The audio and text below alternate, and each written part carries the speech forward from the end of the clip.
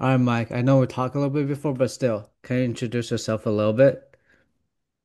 Yeah, sure. My name's Mike Camporini. I'm a PT and strength coach that operates out of Boston, Mass. I do a lot of in-person as well as virtual stuff, and I am developing a bit of a specialty with baseball players, but also, I tend to run the gamut in terms of Gen Pop, different sports, things like that. So there we Cool, cool. So, um, I know you interned under Bill Harmon before, and I think you're one of the first that do the intensive. So, what make you interested in the whole ISA stuff at the first place? go. So I guess I'll bring it back a little bit. I what made me interested in it? My upbringing in this industry, I guess, was like a little different in terms of that it wasn't as cookie cutter from like an exercise science standpoint. So I went to Springfield College for my exercise science degree, and the usual path that a lot of exercise science students in that department specifically went through was they'll do like an internship with a big time D1 college or something like that, kind of, a Louisville, if you will. And then they'll kind of take that and go into, whatever else they might want to do. Maybe they want to go into pro sports, maybe they want to stay into college, maybe they might take it into the private sector, etc.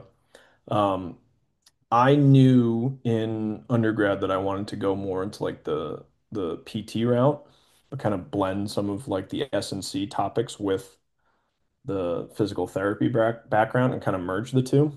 Um, and so some of the people that were at Springfield College at the time were pretty skilled at that. So um, at the time, Pat Davidson was a professor at Springfield. And Ooh. so he started to influence my thought process with some of that stuff.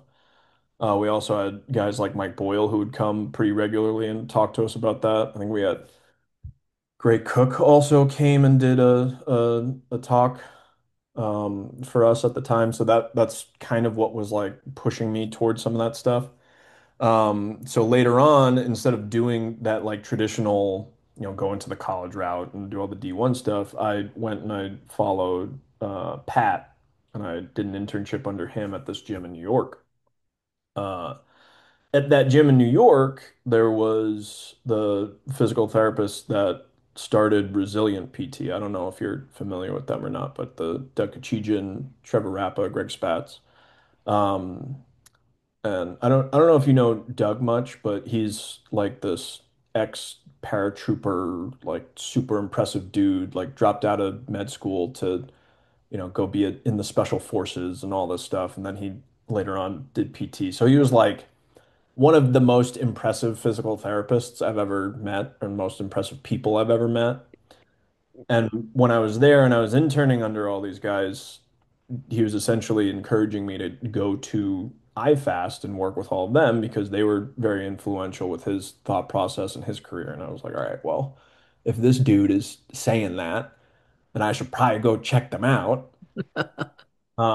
So I did another S&C internship over at iFast back in 2014, 2015, something like that. And so that was obviously like my first exposure to iFast, and I loved it. Had a great time there. I think Bill was obviously influential at that point, but like really everyone who was there was extremely useful and beneficial for like my thought process and my career. So when I got into PT school, I obviously wanted to go back there and continue to grow on that, right? So I guess my to bring it back to your original question of like my interest with some of this ISA stuff, my upbringing into like this world and my thought process has always kind of been like molded by some of that stuff.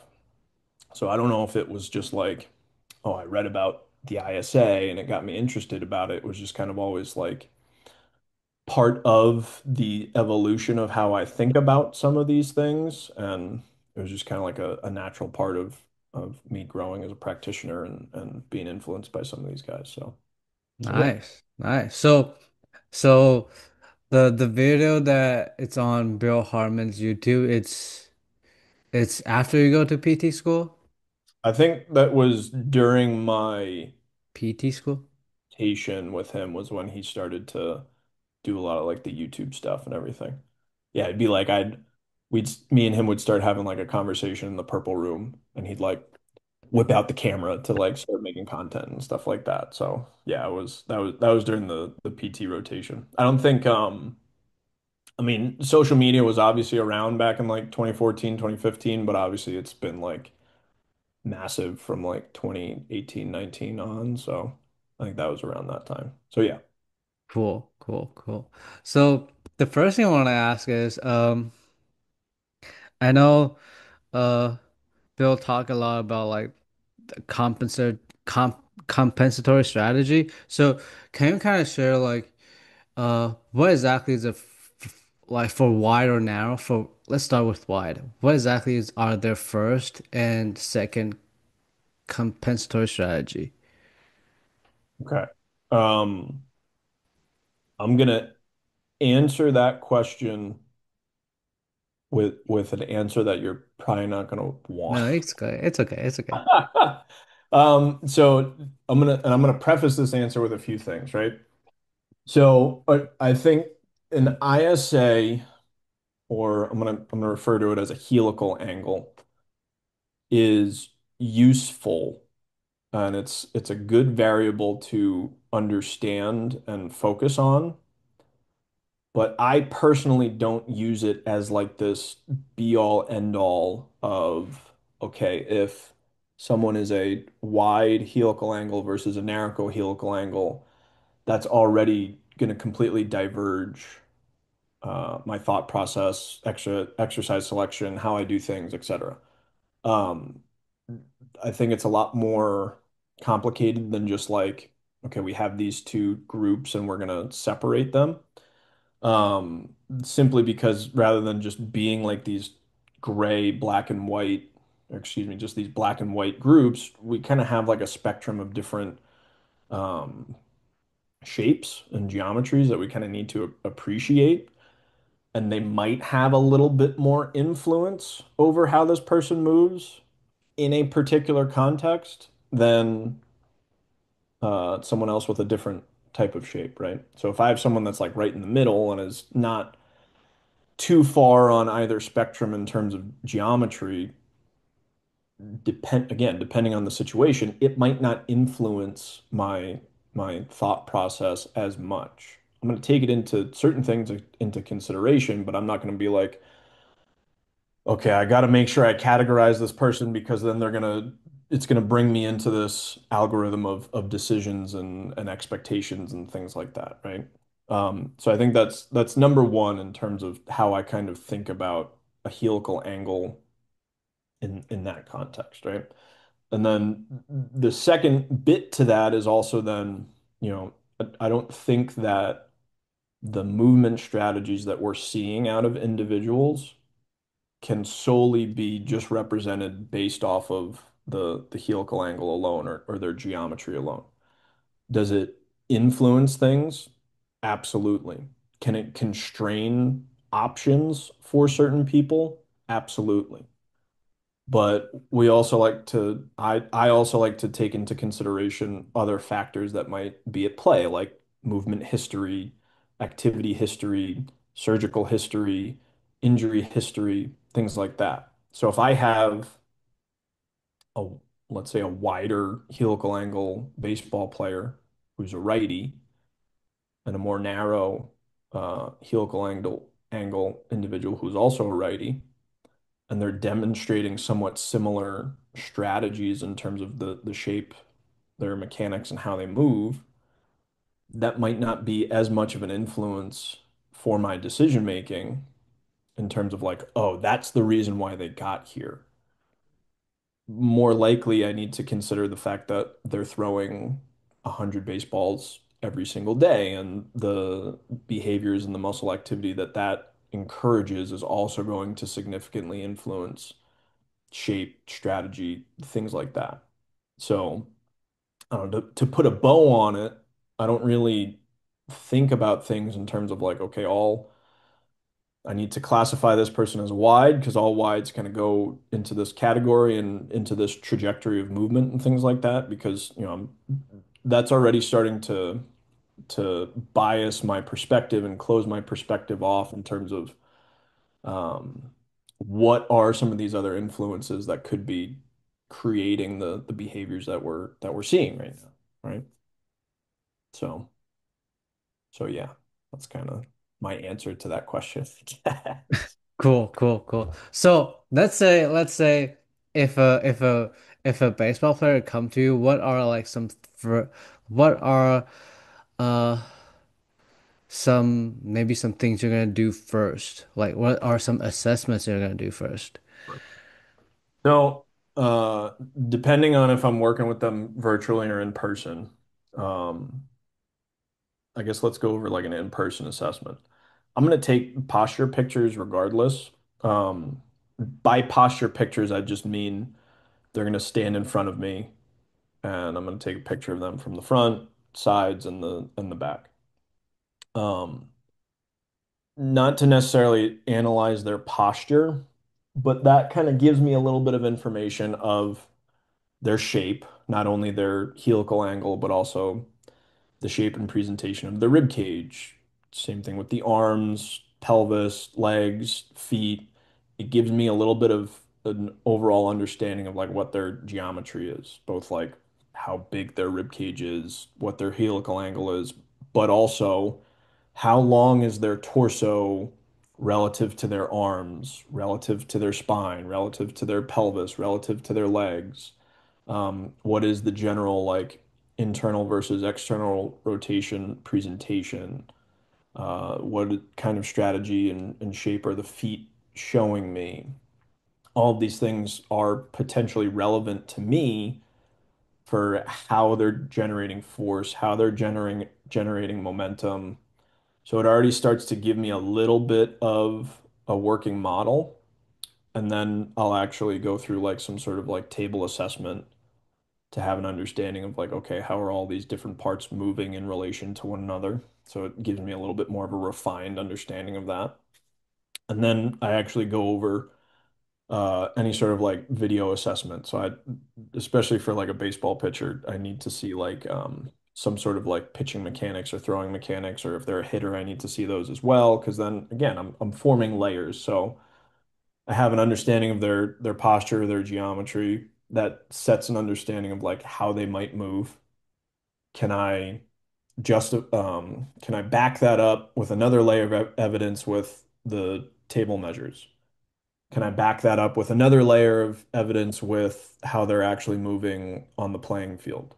And so it kind of builds itself into a much more like cohesive narrative in terms of what makes sense, what doesn't make sense. And then I can kind of parse through what was a useful perspective for this person, what wasn't a useful perspective for that person. And so that's essentially the gist of the assessment for a baseball player, but also like anyone really. But yeah.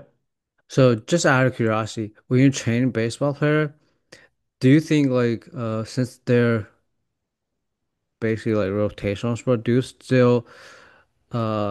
you still track their vertical jump, Yeah. like how high they jump or like force play jumps? Yeah, absolutely. And if I have that information available to me, I totally will look into that. So there's always going to be I think a lot about things in terms of like Venn diagrams. So if I'm comparing two separate situations, like a vertical jump versus throwing, there's going to be variables that influence either of those things. But if I'm comparing the two of them, there's going to be variables that are shared between the two tasks that they're trying to perform, right? So how they produce force within a jump can potentially be mirrored in how they're going to produce force on the mound.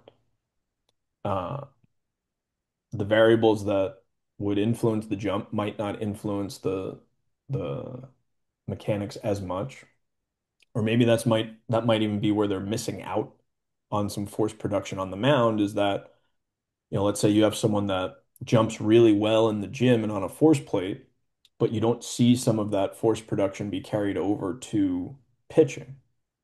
Okay, so what's the disconnect between those two variables, right? So that's kind of what I think about when I'm utilizing that kind of test. Like even you could even use like a 5-10-5. Like if you want to use that as like a KPI for a baseball player, it's potentially useful. It just depends on like what are the variables that are going to potentially overlap for this person. Is it justifiable to utilize that kind of 5-10-5 for this person versus that person, right?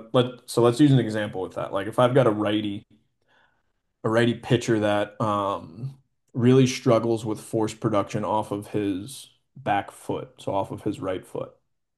He jumps really well out in the gym. Maybe his RSI numbers on the force plane isn't as productive. So his jump height is great, but ground contact time might be lacking or overall power development might be lacking with that particular jump.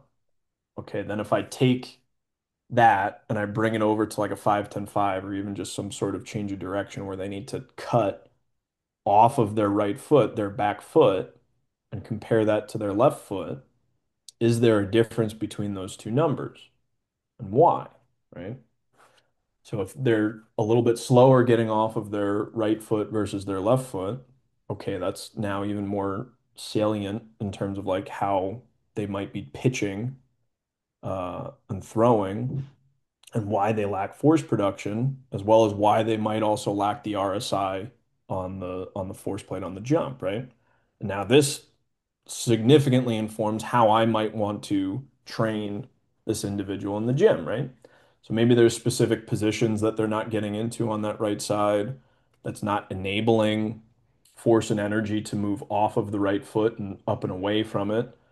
Maybe it's a connective tissue standpoint that might be hindering that kind of force production, right? So, let's say we assess the mechanics of this right-handed thrower, and it shows that they have like a magnification of ER somewhere through that right side. Maybe it's through like a ton of trunk rotation to the right.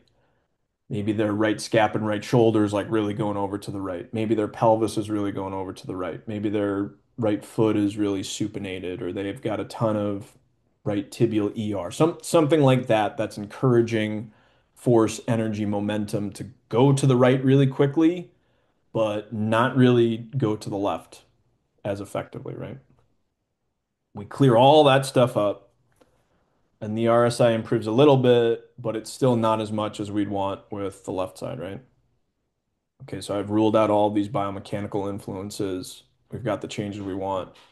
All right, now if I start to influence maybe like a connective tissue change for that person, and we start to do more of like a single leg pogo hop or like overcoming ISOs in particular positions to encourage stiffness at the pelvis or the ankle complex, or we're doing like oscillatory work to get more trunk rotation over to the left side a little bit stiffer and faster. Like, okay, maybe there's something like that that's also influencing the change of direction and influencing the pitching mechanics, right?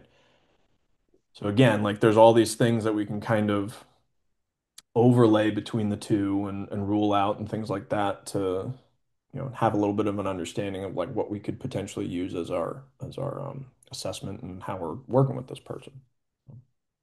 Cool. So when it comes to like limb symmetry, do you do you kind of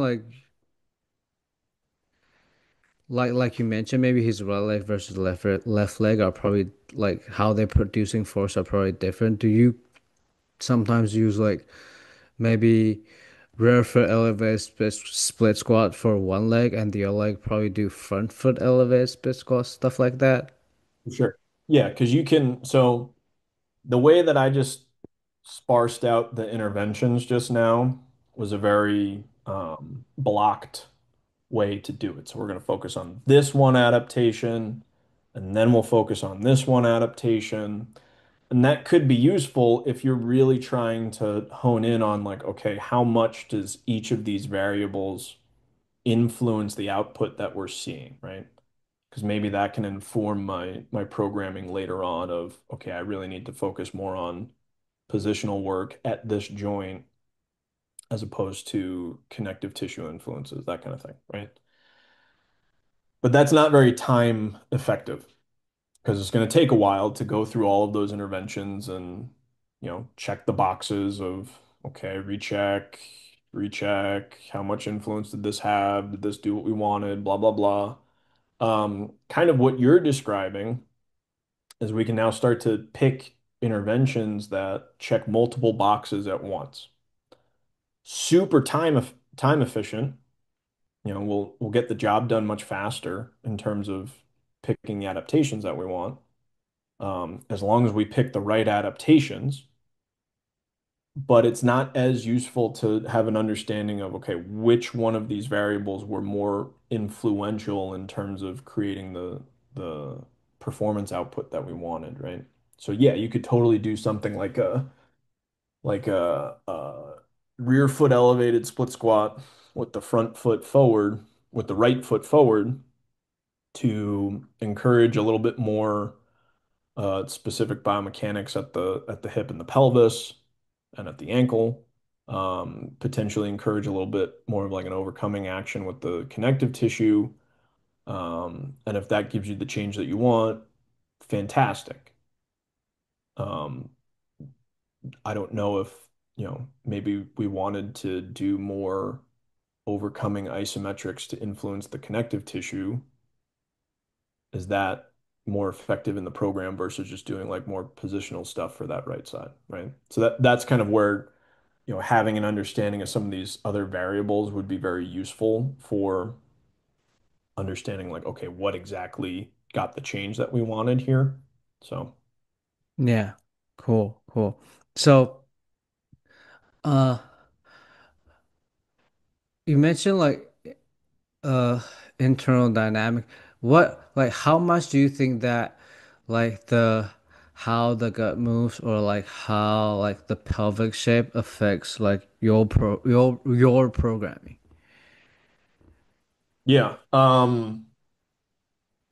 it certainly does in terms of so this is part of the reason why like geometry matters to me and not necessarily just ISA or helical angle, although that will certainly influence how this individual gets control of the guts and can potentially utilize them to enhance their output.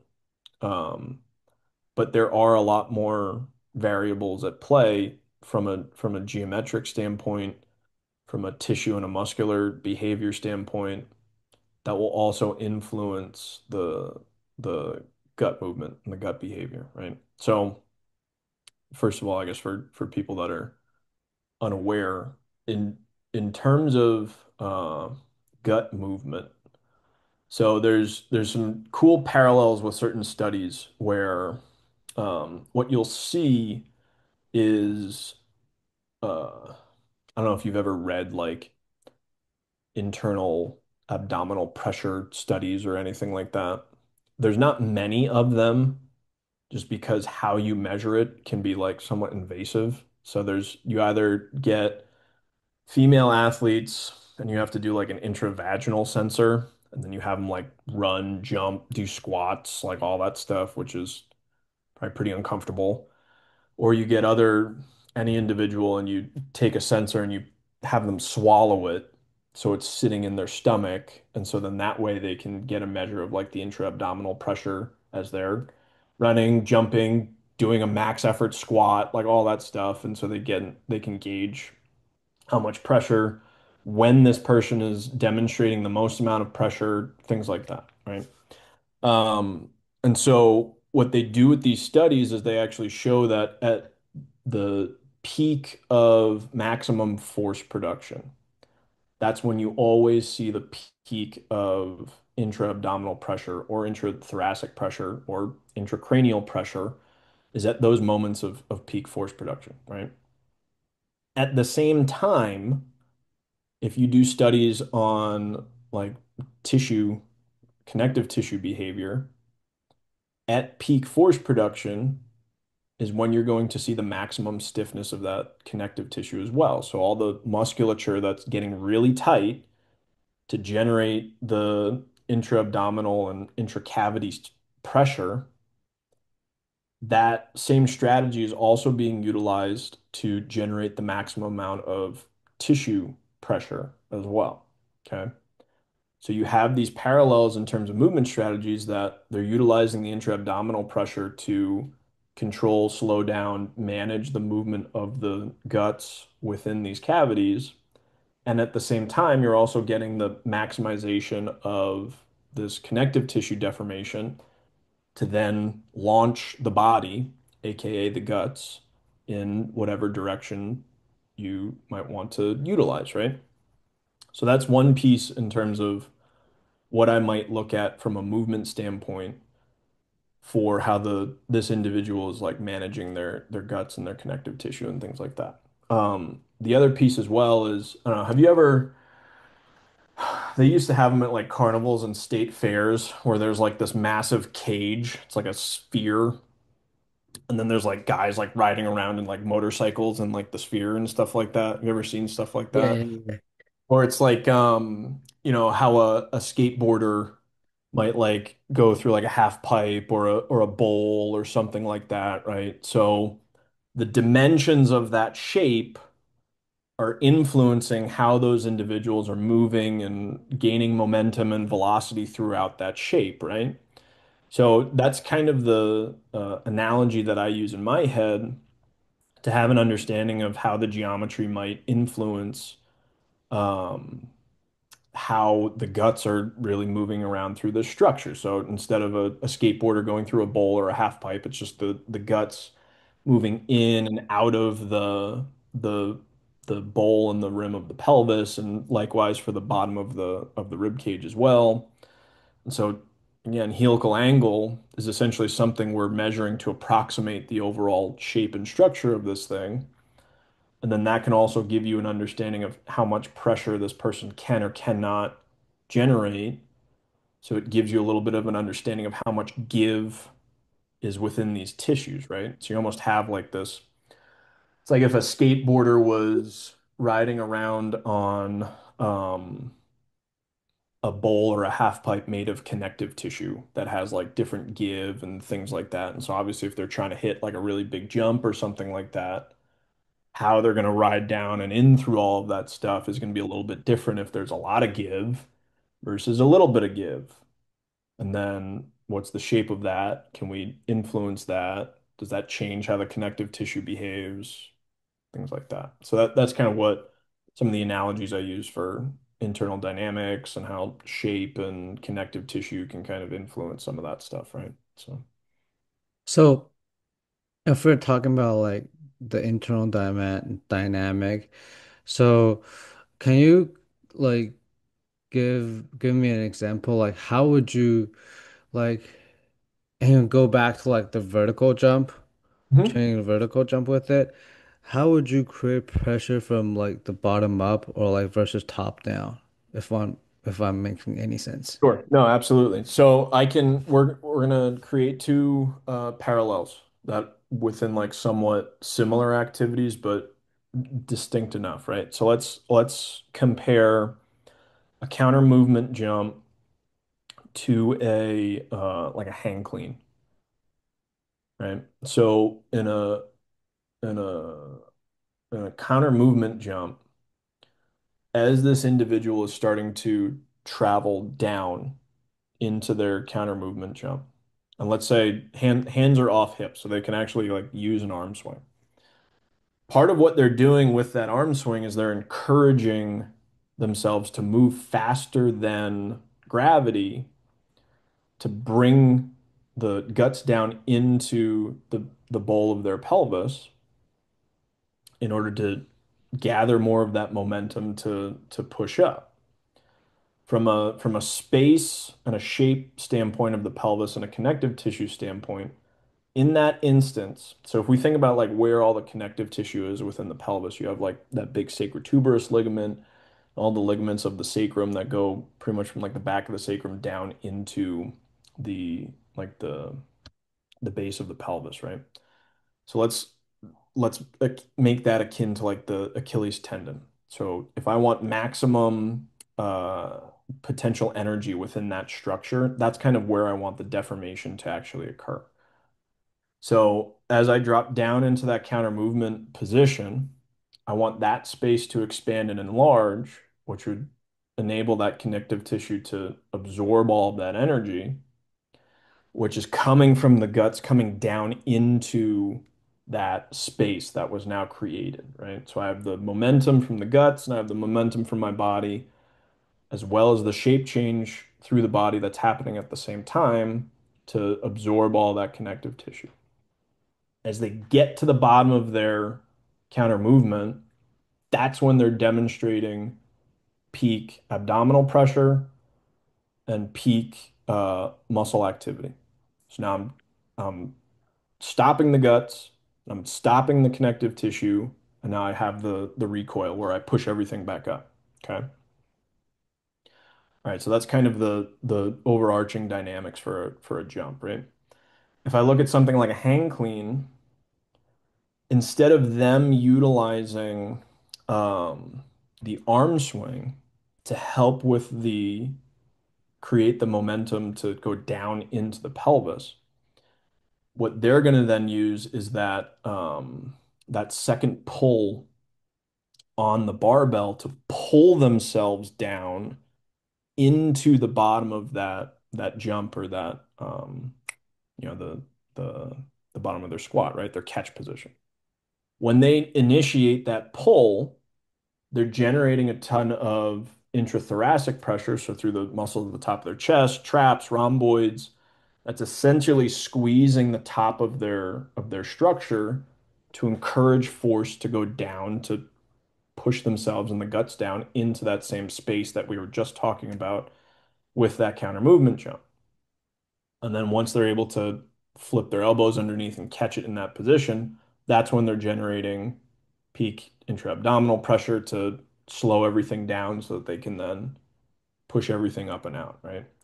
So in one instance, you have the need for the space to already be there and be present, or at least have the capacity to be demonstrated in that counter movement jump so that they have the space to move into that. And then in another instance, this individual is actually utilizing higher compressive forces to squeeze everything down into that position. And they're likely also utilizing some of like the weight from the implement or from the higher pressures from the actual strategy to create a little bit more deformation through those connective tissues as well to get to that position that they're trying to get to with their catch. So I think those are some parallels with each activity that can shed a little bit of light about, you know, which kind of training style would potentially be useful. But then also like what kind of strategies that this person would be essentially training with some of those implements, right? So, uh, if if a clean is creating, if a hand clean is creating pressure from the top, is squat jump better? Um, so again, it's not necessarily about like better or worse.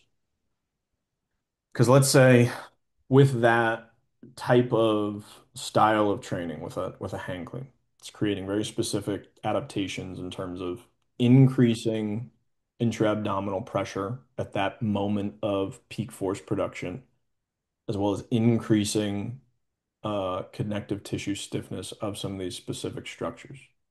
But it has a potential drawback of generating more compression through the top parts of the rib cage and the shoulder girdle. Do I have other things in the program that could potentially mitigate those drawbacks?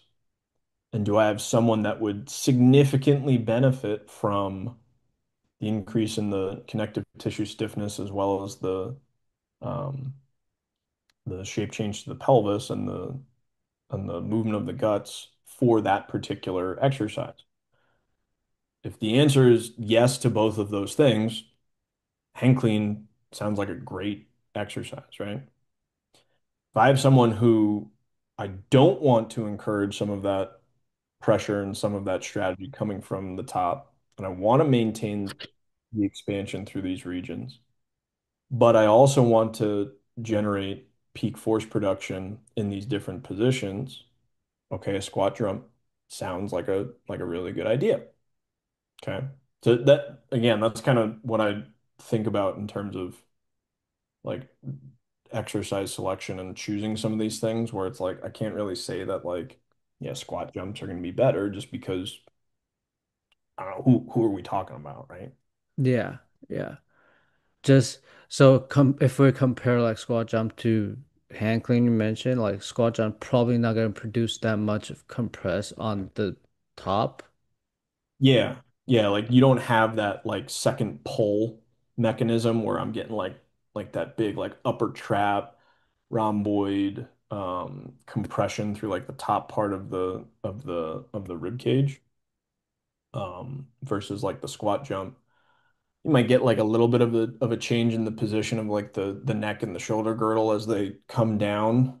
Um, but you still have the weight increasing the momentum and the connective tissue stiffness in the bottom, and then encouraging a little bit more of a longer impulse as you're trying to like push out of that position.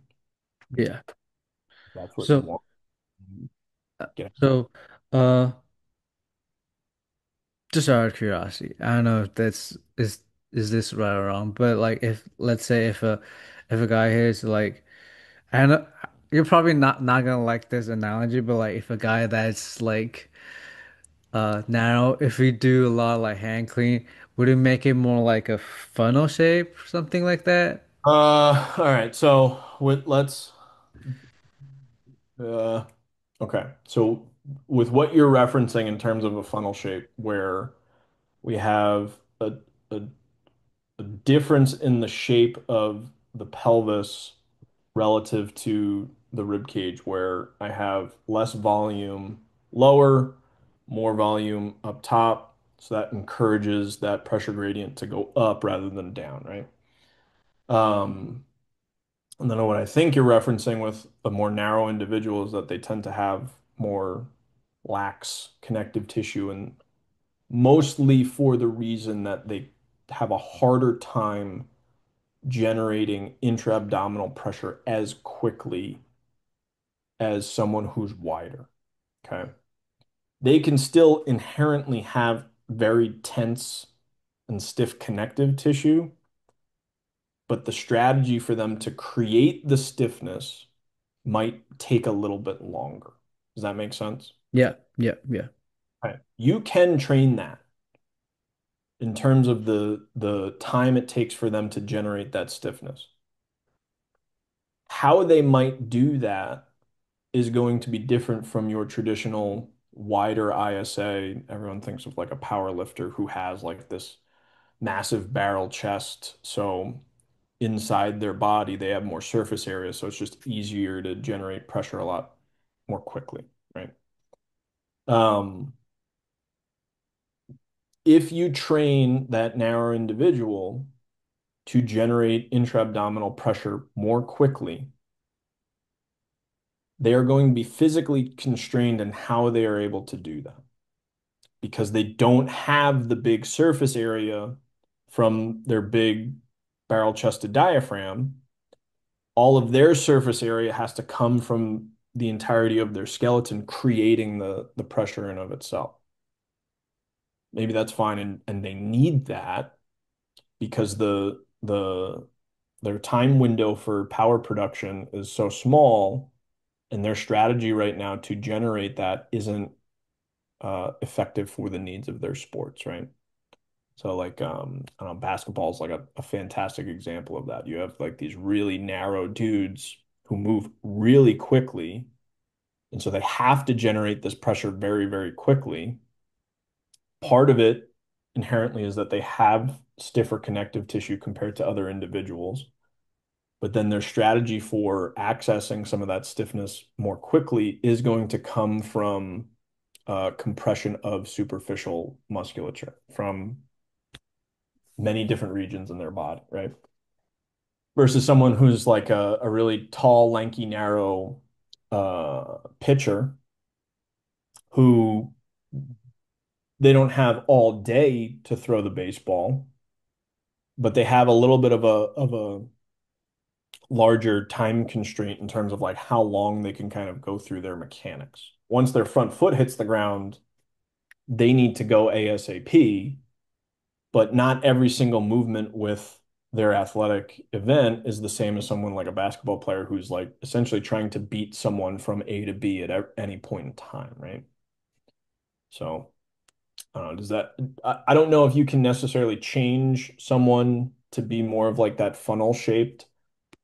It'll depend on like how they're presenting and what changes are potentially you're able to make. I've kind of done it, but not really to where, I've had people whose like their iliums are in so much ER and they're much wider than like the shape than the base of their rib cage. If I'm able to kind of like bring those in a little bit, I'm changing that proportion from the width of the pelvis to the width of the rib cage. So like, yes, but there's a limit to that, right? I'm not going to be able to like, cinch everything in and make this person look like, Kevin Durant or something like that. But, there is wiggle room in terms of like what we can do and demonstrate, right? So, Cool. So, all right.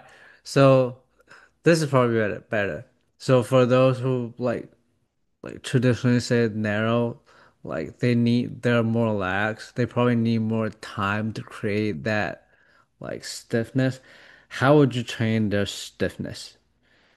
like the traditional ways that you would think about. So it could be higher loads. It could be generating higher force production much quicker.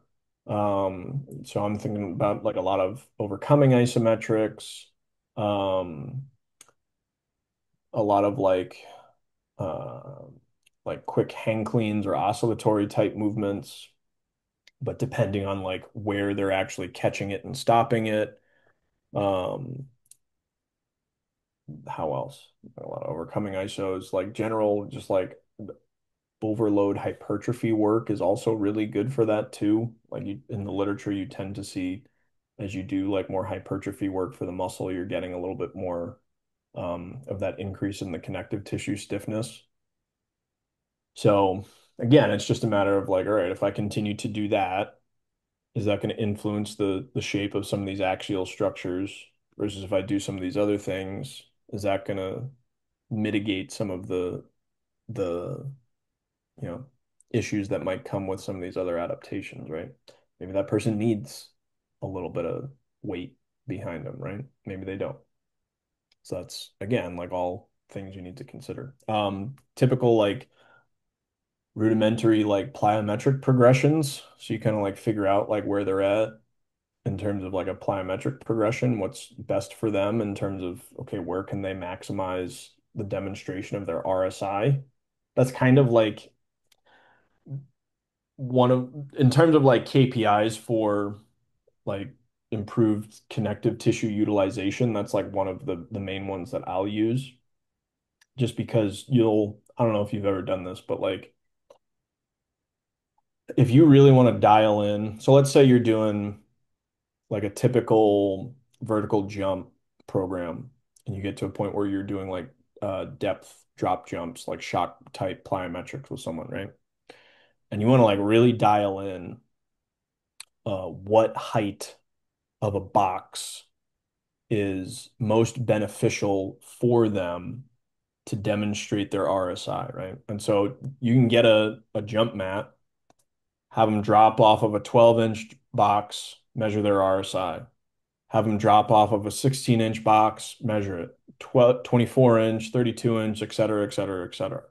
And you'll get essentially a profile of RSI metrics that you can then toggle with in terms of how you would want to influence that RSI measurement, right? So let's say they're demonstrating like peak RSI off of like a 10-inch box, right? So that's someone that has like pretty lax connective tissue, has a really hard time of generating a lot of pressure and stiffness in the bottom of that jump. And so, they can only withstand 10 inches of gravity before they can demonstrate peak jump performance, right? If you give them a 12-inch or a 16-inch or a 24-inch, gravity is just burying them. And so they can't demonstrate their power production.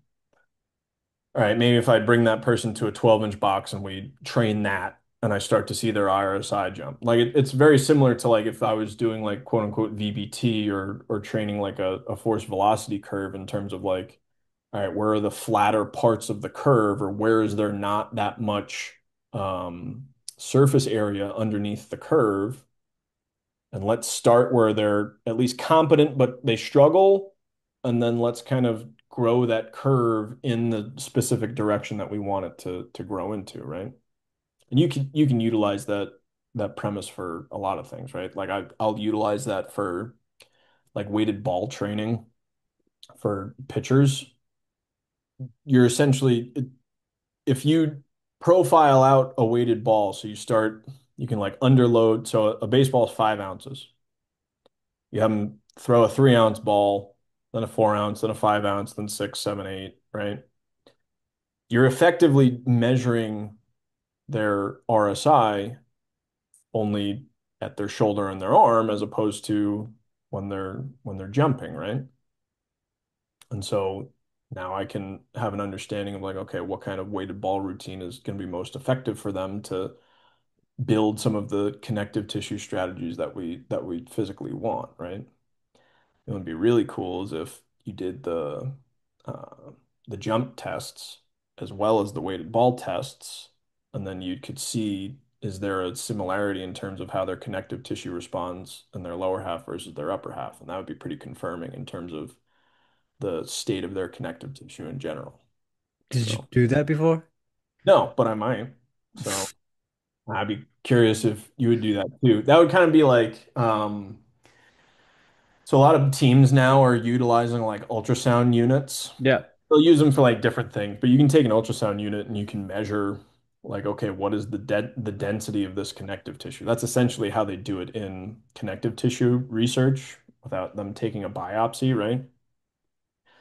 An ultrasound unit costs like $2,000 that, you know, I operate out of my basement. I'm probably, well, who knows, maybe I'll splurge and buy an ultrasound unit and that would give me a direct measurement of like their connective tissue stiffness.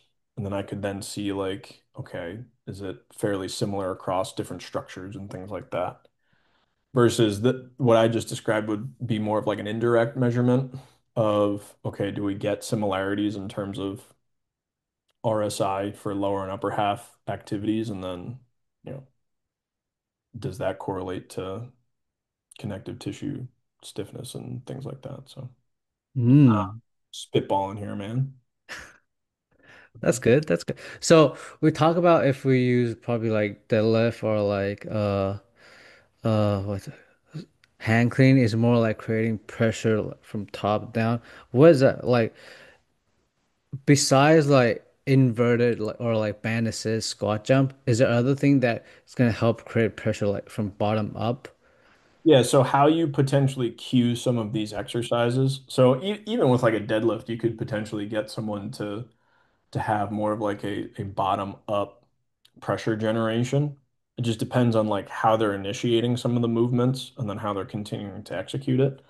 So have you ever like watched someone do a trap bar deadlift or really any kind of deadlift and they initiate the pull from like the head and shoulders moving up first versus seeing something in the lower half move.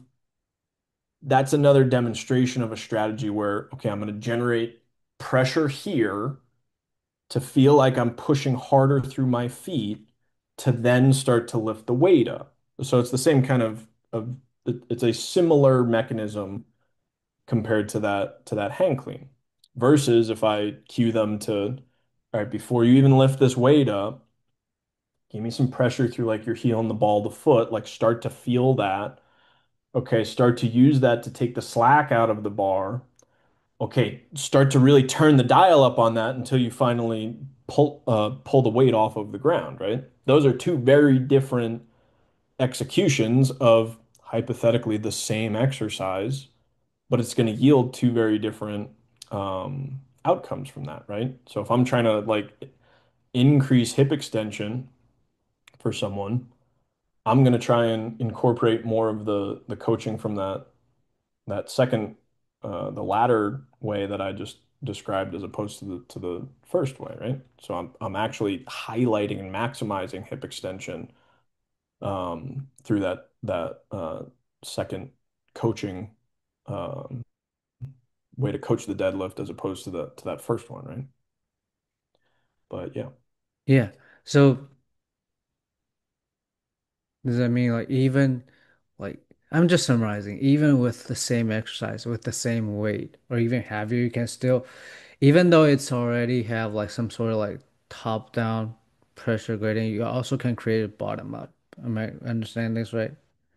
It would kind of ping pong. So like if I have someone that goes like head and shoulders first, they're generating pressure and putting head, neck, shoulder girdle, thorax in a position that helps their feet generate more pressure to push up versus I'm just going to start that pressure from the lower half to begin with and not utilize that strategy to create the pressure.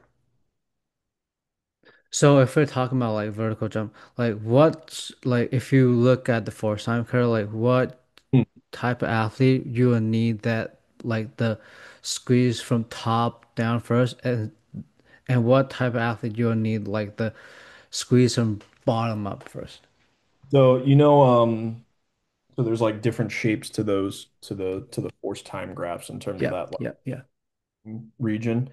So and this could be like a top versus bottom orientation. This could also be like a left versus right force production issue. But you know the guys that'll have like the double peak. So they'll get like a peak of force production, then like another one. Uh I've seen those individuals essentially have two similar strategies to create that kind of time signature, right? Or that force signature. Um, the first one would kind of be what we were just describing. So those are the guys that almost like they'll get to the bottom of their counter movement jump and then they'll like throw their head and shoulders up first and then their lower half starts to come with it. When they throw their head and their shoulders up first, that's when that first time signature really starts. And then as their lower half essentially finishes the push, they'll get that second peak to it, right? You could also have someone that has like pretty obvious discrepancies in terms of, all right, I'm going to start the force production on my right side really, really quickly versus my left side really, really quickly. And so then you'll get the double peak because of like a side to side asymmetry.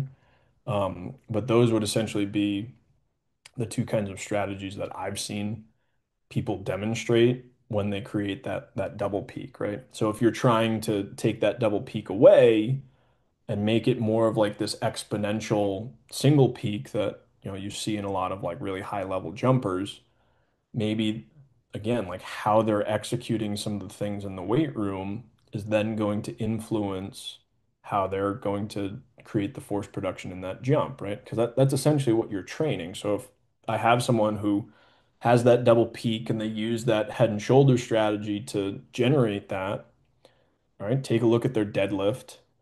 Take a look at their squat. How are they executing those things? If I have a barbell on their back and they're like trying to drive their head back and up into the bar to push it back up, but I'm also again trying to change their jump profile.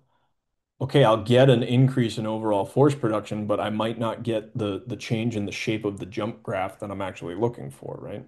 So that off the top of my head, that would kind of be like one of the things that you might see to Mhm. change that. Well, all right. will there be any instances that you want to create like the top down force or like squeeze from like increase the force from the top of the body instead of like from the bottom? Yeah, for your Olympic Oh lifters, yeah. it'd be really useful. I'll even have like some baseball players that almost use a very similar strategy to Olympic lifts, um, to generate a little bit more of the eccentric rate of force development into their backside load. So if you watch baseball pitchers, a lot of times their backside load is also correlated with when they're bringing the ball up into that cocking position. And so they'll kind of use and generate different like arm swings with the ball to essentially mimic that same kind of strategy. So they're going to generate a little bit more force production up top to push themselves down to gather a lot more eccentric momentum to then translate that into their front foot strike, right? Um, so having an understanding of like, okay, that's their specific mechanics and that's how they have learned to demonstrate their force production. Does that potentially limit some of their shoulder motion once they finally get to a throwing position? Yeah. But if I take that away from them just for the sake of like making sure they have enough shoulder motion at layback, okay, their shoulder might feel better, but they went from throwing 94, 95 to 91, 92. So this is where the management comes in play of like, okay, I need to keep that compressive strategy up through the top part of their shoulder and rib cage, but also, manage it in a way that it's not so compressive that it's going to limit their ability to get into these layback positions and into ball release. So that's the an example of one of these fun little tightropes that you get to walk at like high level performance of, okay, this strategy is really effective for them at generating velocity, but it closes off the back of their shoulder and their upper back that is, you know, limiting them from getting to 130 degrees of layback. They're only getting to 95. Okay, can I get them in that window of like 110 to 120? So they are compressing enough, but not so much to where it's going to influence arm path and arm mechanics. So Okay. All right. So last thing before I let you go. Mhm. Um, if I'm training a basketball player, right, I want to increase his vertical jump, Okay. right? And I already did what I can do from like the bottom up, and let's say if he's like probably pretty compressed at the top, what are some things you would do to like maybe try to expand it and have more space to maybe throw the cups up? Sure. Yeah. So that'll kind of depend on where exactly they're limited in terms of their expansion through that region. So you can try different um, inverted breathing positions. You can try all fours positions. You can try different deep squat positions. You can try different toe touch positions. Like all of those are potentially viable strategies. It's just going to kind of depend on like what jives with them to maximize it. And then a lot of times I'll the superset I'll do for their jump training will almost be like, okay, maximize the expansion through sternum, upper back, both wherever it is that they seem to be lacking. Then I'll do different like either water bag swings or kettlebell swing variations. Because then that's also like starting to generate that impulse or that sensation of like floating from the bottom up into that space.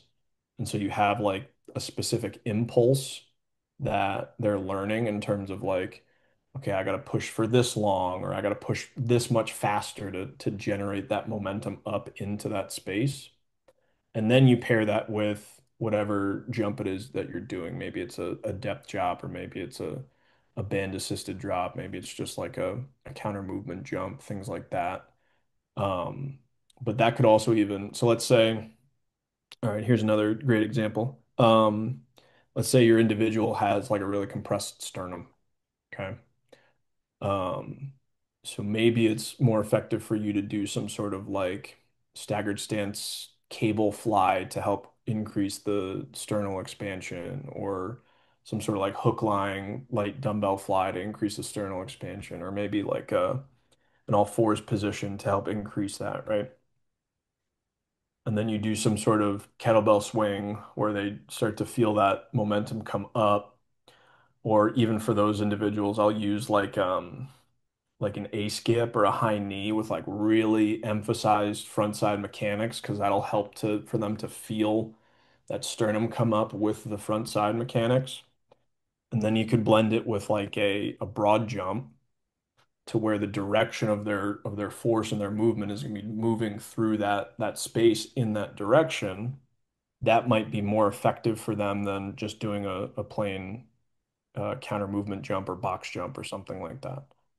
So you're kind of playing with both the spaces as well as the forces and the directions that you're trying to send some of this energy towards, to then try to like really maximize like how are we trying to retrain some of these strategies right now. Right. All right.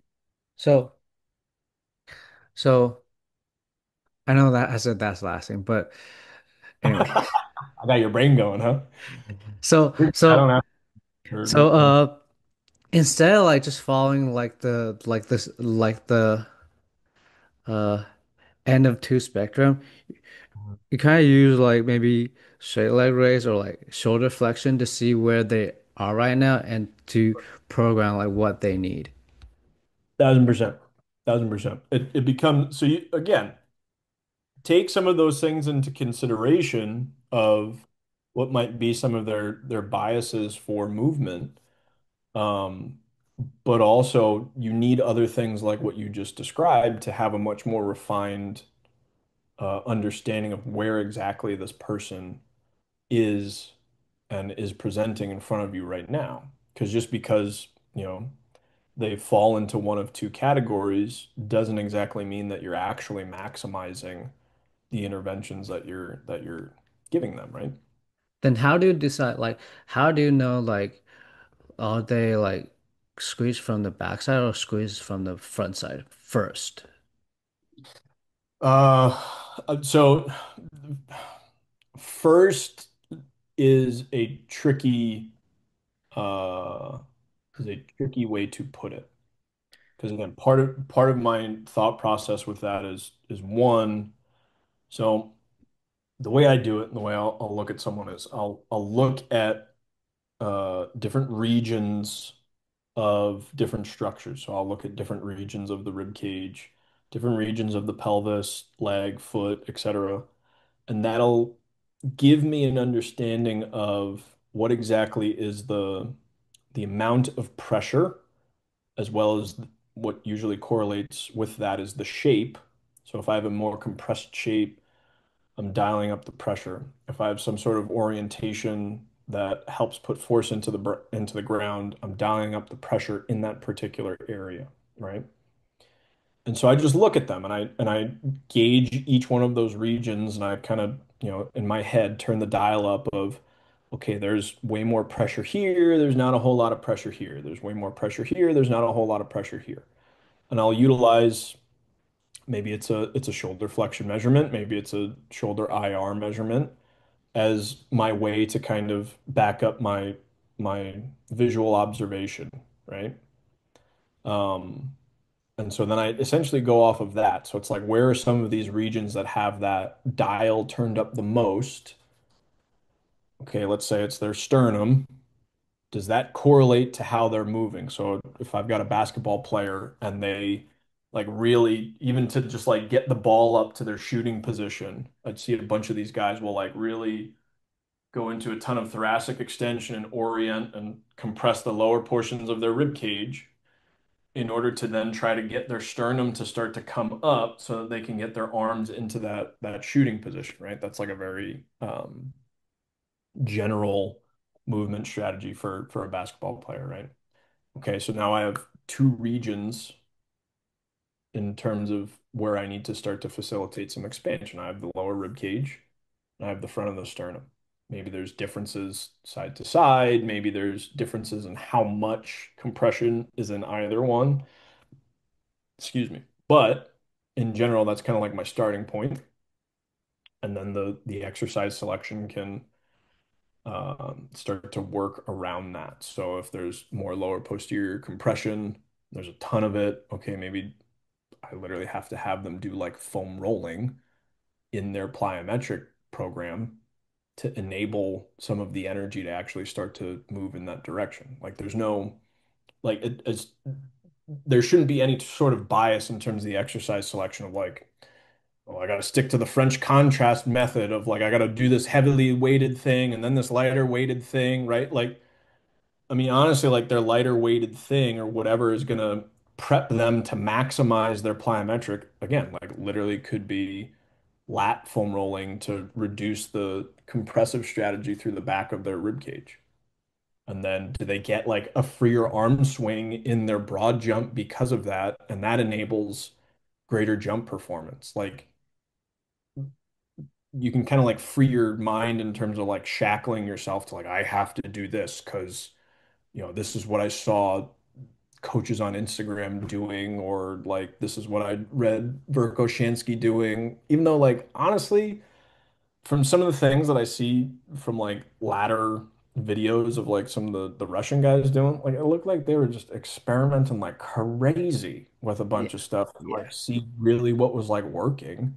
And they didn't have this like presupposed understanding of like training's supposed to look like this. I think they just had like a very sound idea of like, okay, these are the adaptations or the variables at play. This is how we've identified these variables for this person. This is how they kind of correlate between the two, like, shoulder flexion limitation and jump performance. Like, but they seemingly could have a correlation. Let's intervene with the two of them. Do we get a change in what we wanted? Yeah, great. You don't have to prove anything else, man. Like, you just did what you were supposed to do. You just, gotta feel like you can mess around a little bit. So. nice, nice. I love it. I love it. Yeah. So I know you post a lot of great content, not just on Instagram, but like, is it context driven? Context-driven Substack. So myself, Mike K, and Ian Oscar are all contributing to that, and we've got a somewhat new setup now where we're a lot more honed in terms of like we're picking a particular case to study for like the next month, and this is essentially kind of what we talk about. Like, hey, here's how they're presenting. These are all the variables that we think are influential, and then this is what we're going to do from an intervention standpoint to change some of that stuff. Were we right? Were we wrong?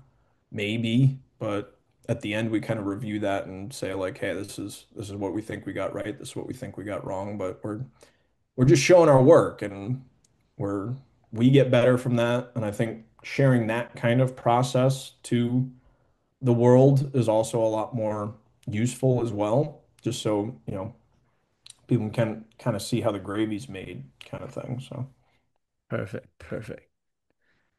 yeah. Nice.